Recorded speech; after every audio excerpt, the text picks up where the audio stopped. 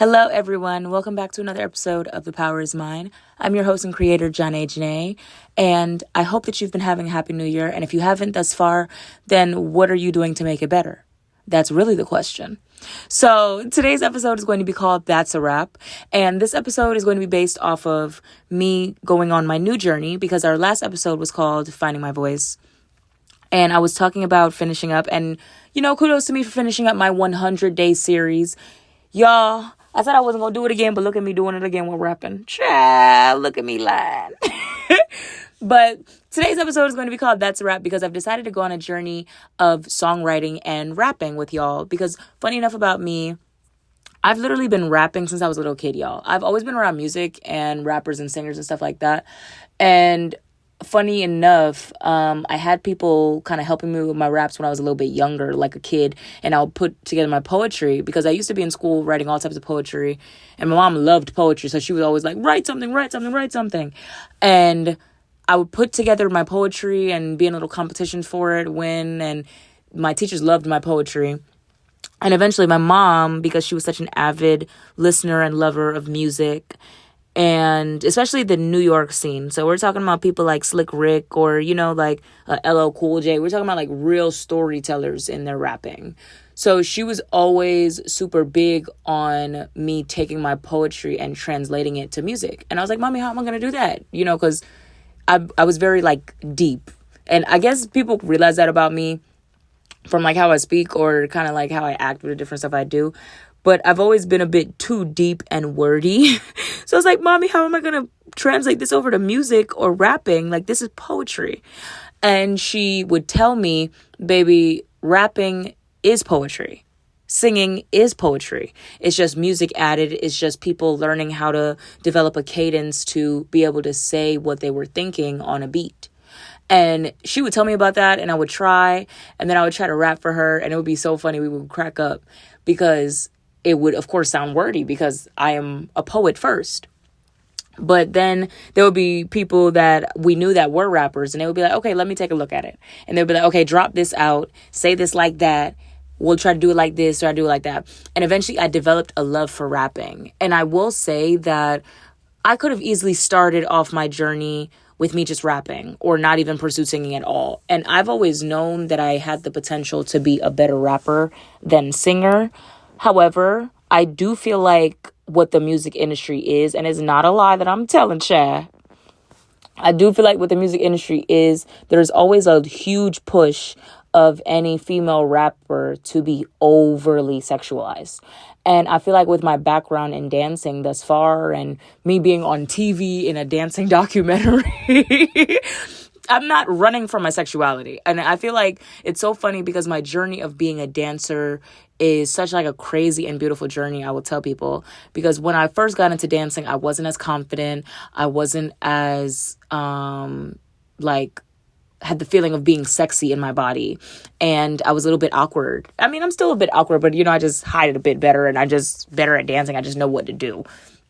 But my journey of dancing, literally, I found my sexuality and my sensuality, and I just ended up feeling so beautiful in me pole dancing, in the muscles that I developed, in me like developing my persona or my look, me deciding to wear my shaved head out, me deciding to put on certain outfits, like that has been a beautiful journey for me for dancing. So I will never like run away from like my history as a dancer, but I have been nervous about putting myself out there as a female rapper because I just feel like in the music industry, it's just always this large push to be overly sexualized as a female rapper. And it's not as celebrated. And even like I look up to people like Lil' Kim. I look up to people like Nicki Minaj. I love Cardi for what she did with the music industry. But I do also look up to people like a Missy Elliott. And it's funny because Missy Elliott has this song called The Minute Man that I listened to in the car the other day. And it's so funny because Missy wasn't necessarily the overtly sexy rapper, or MC Lyte wasn't necessarily the overtly sexy rapper, but they still were in tune with their sensuality or sexuality, or they had songs that kind of expressed that too. So it's never a down talking of anybody who does have a more sexualized image.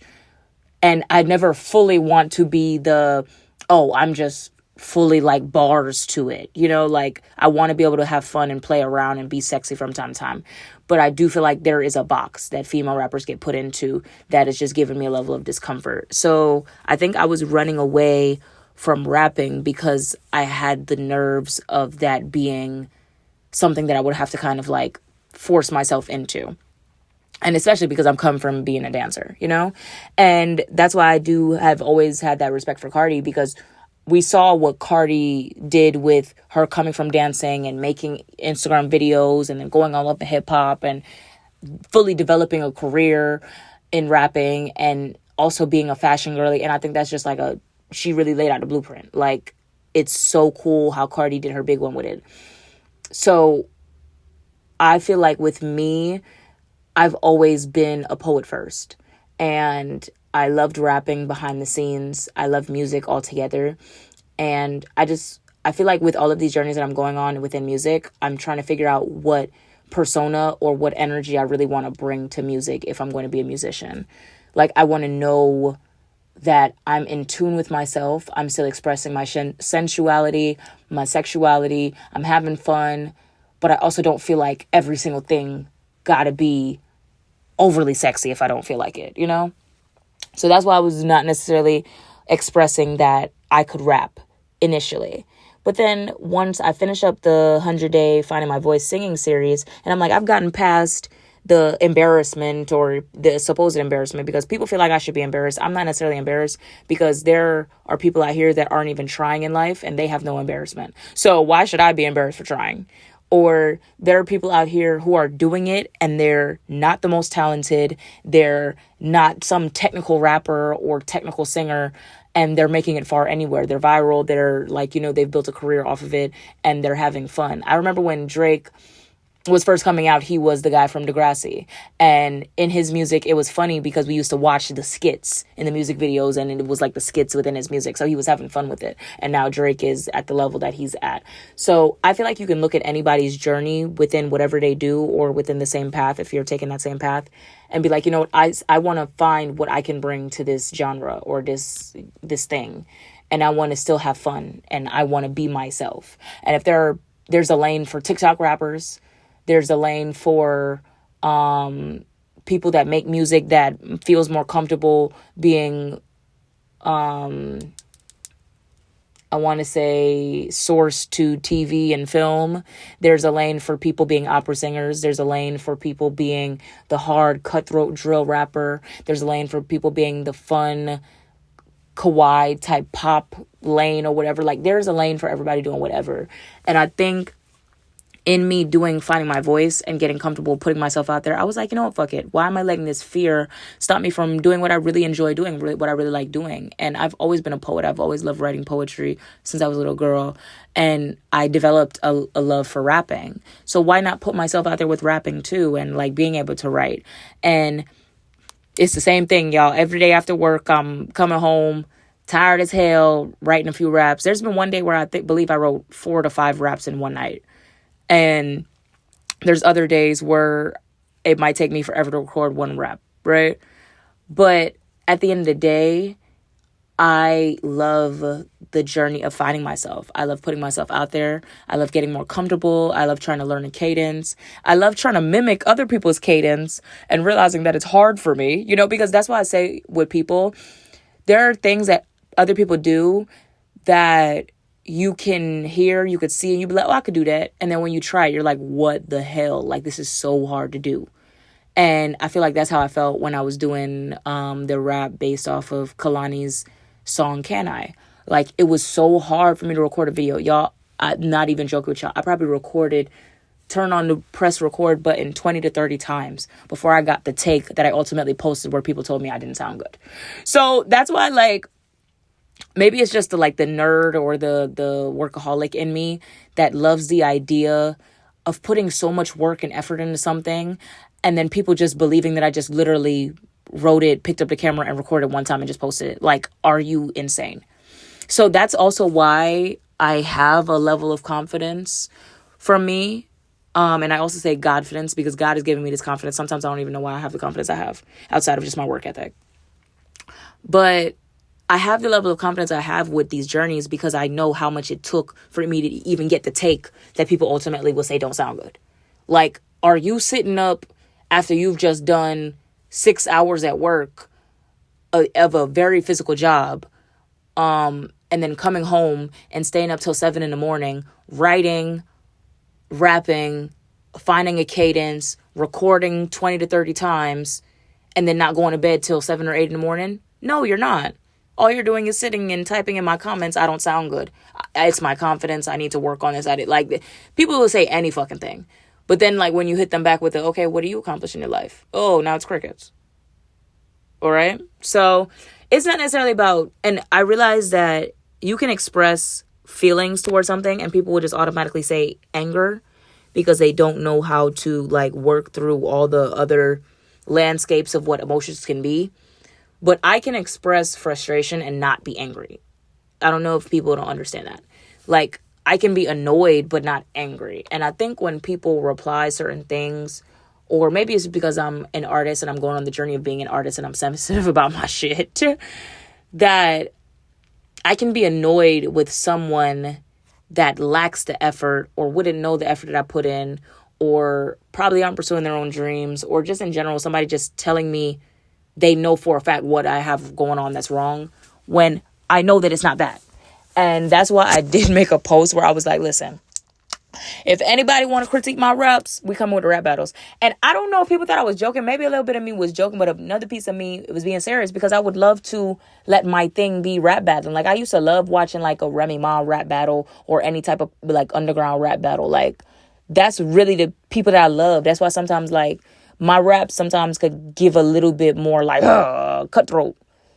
But I don't mean for it to come across that way, just because I remember watching literal rap battles from all types of different people. I wouldn't be able to remember their names for the life of me if I was trying to tell y'all, because I was literally a little kid watching that. But it was just like, we bar for bar, we going for it, we da-da-da-da. Even if something might sound corny, it might be the way that they said it. They said the pause, they put the pause in after it, and it just gave. Like, the energy of it was just so, you know? But I just love that energy. So I don't mind rap battling with people, but nobody, since I've posted that, nobody has critiqued my rap for real. So does that mean that people don't want to rap battle me? Y'all, I would think it would be funny if people was to respond to my raps with a rap battle. Like, that would be so cute and funny. I would love for that to become my thing. Like, people come to Zhanae's page to see rap battles. Like, that would be funny as shit for me. But for the most part, nobody wants to be challenged. They just want to be able to, and I just feel like with the internet too, people have developed a comfort in just saying whatever comes to mind. And I'm a person, especially with my job, like working at Magic or whatever, I talk to so many people on a daily basis. So many people. And I've come to learn people are so shy and so like not direct, or so just like however they are. And on the internet, the energy of people is very different. Like, people will not say certain shit to you to your face, but on the internet, here they go typing away, telling you any little thing. You know, so that's also why sometimes you got to nip shit in the bud. Or if somebody's trying to troll you, be like, oh, that sounded terrible. That was ass cheeks. Be like, oh, damn, you got me. And now they're not replying no more, because now it would show how much of a loser they would be to try to get a back and forth out of somebody that's clearly not trying to get a back and forth with them. So this is also a lesson in like people trolling you. This is a lesson in confidence. This is a lesson in going on whatever journey you want to go on. But for me, I enjoy rapping. And some days I could crank out 1 rap in a night. Some days I could crank out 5. But it's just me finding myself. And I love going on these journeys of finding myself. I love experimenting. I love being resilient. I love dusting myself off and getting back up. That has just always been something that has been a mainstay of my life, of my mentality. Like, no matter what, experiment and figure out what you really like, no matter what somebody's saying about it, and dust yourself off and get back up. Like, come back. People have told me 1 rap was ass cheeks, and then I next day recorded 3 raps. So it just is what it is. Like, you got to be happy with experimenting for yourself. And the more that I rap in different ways, the more that I try to write in different ways, that I keep the deuces flowing. I try to figure out which cadences work for me. I try to learn the breath control, because even people don't realize in rapping, you need breath control too. In all of this, like, oral type stuff, you need breath control.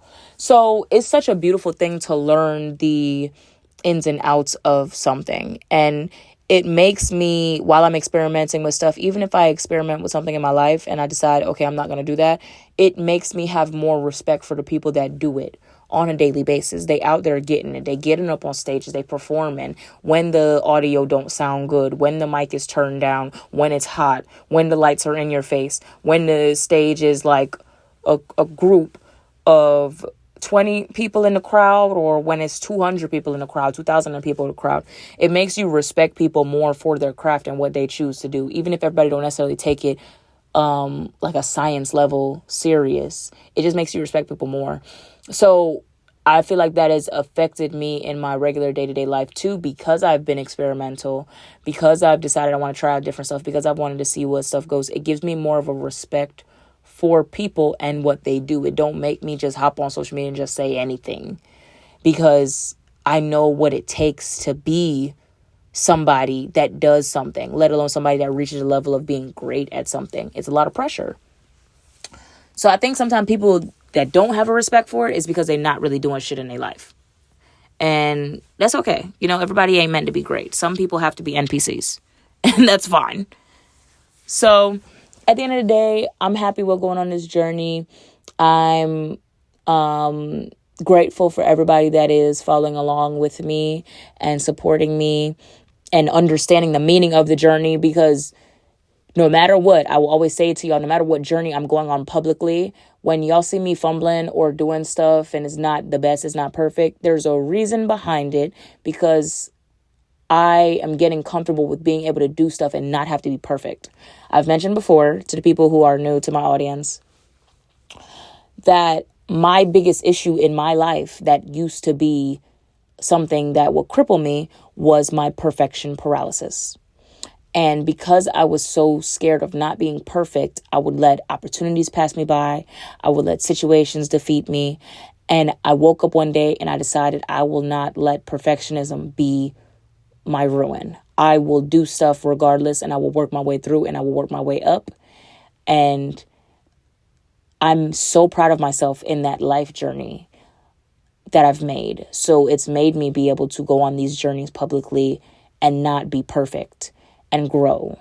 And I hope that I'm inspiring whoever it may be, even if I don't get the credit, because I've literally watched people turn around and do stuff that's similar to what I do. And my ego has found me feeling a little bit frustrated. But I've had to remember, if you want to be someone that is trying to influence change, you have to be comfortable with people taking that and running with it and also not giving you credit. So I'm learning to drop my ego a little bit. I'm learning to be happy with seeing that I am enacting a bit of change in the world, even if people don't say, you know, hey. And there are people that DM me and tell me, hey, I really appreciate you doing what you do. You motivate me. You encourage me. And that's all that matters, you know? So in any situation, you have to remember to let go of that ego and be okay with different stuff, because everybody's not going to give you the credit. Everybody's not going to see the purpose behind what you do. Everybody's not going to support you, especially people in your hometown, especially your family, especially your supposed friends. And sometimes you're going to have to let go of supposed friends because you're outpacing them and they don't want you to feel like you like getting big and it's making them feel inferior to you. So that's just going to be another thing that you're going to have to deal with on your journey. But overall, love yourself. Love your progress, love God, and keep it pushing. I'll see y'all on the next episode, and have a blessed new year. And if it's not going well, you better make it well. Put the work in. Talk to y'all later. Bye.